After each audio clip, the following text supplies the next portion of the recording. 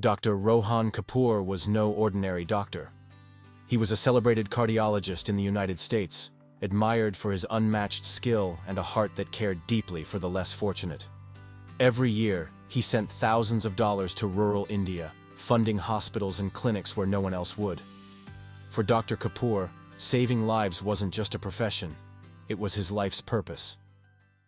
But one day, everything changed. Pause. In the middle of a life-saving surgery, the doors burst open. Federal agents stormed in, their voices echoing across the room. "Dr. Rohan Kapoor, you are under arrest for funding terrorism." The steady beeping of the heart monitor was the only sound. The nurses froze in shock. And Dr. Kapoor? He stood there, scalpel in hand, too stunned to speak. Pause. But deep inside, he knew something was terribly wrong. Hours later, Dr. Kapoor sat in a cold, dimly lit FBI interrogation room. His hands were cuffed to the table, his mind raced with questions.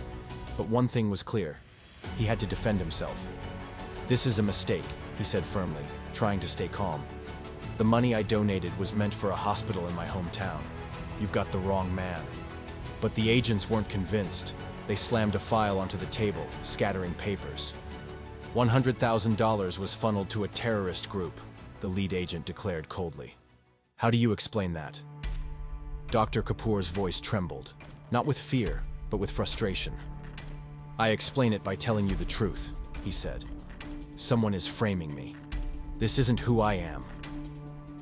Meanwhile, in another part of the building, a young FBI analyst named Priya Sharma was reviewing the case files. Something didn't sit right with her. The timestamps on the transactions didn't match. And the emails, they seemed forged. As she dug deeper, the pieces fell into place. Priya whispered to herself, "This money wasn't sent by Dr. Kapoor. It was rerouted by a middleman, someone hiding in the shadows." With Priya's findings in hand, the FBI launched a high-stakes operation. Agents swarmed the middleman's office, breaking down doors, uncovering forged documents, and following the money trail to the real culprit.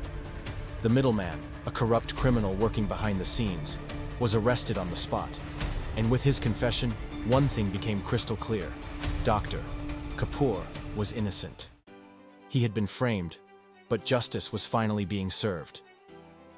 The next day, the lead FBI agent stood before Dr. Kapoor. His expression was heavy with regret. "Dr. Kapoor," he said softly, "we deeply regret this mistake. You've been exonerated." Dr. Kapoor looked him in the eye, his voice calm yet firm. "Injustice like this cannot be undone," he said, "but I hope this serves as a reminder to never judge too quickly." Dr. Kapoor could have let bitterness consume him. But he chose a different path. He returned to his mission, expanding his work in India, building more hospitals, and saving even more lives. Through his ordeal, he proved one thing. No matter how dark the times, truth and justice will always prevail.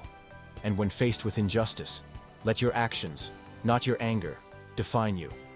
What would you do in the face of injustice? Heroes come in many forms, those who fight for justice, and those who heal with kindness. Subscribe to our channel for more powerful stories of resilience, justice, and hope. Because sometimes, a single story can change everything.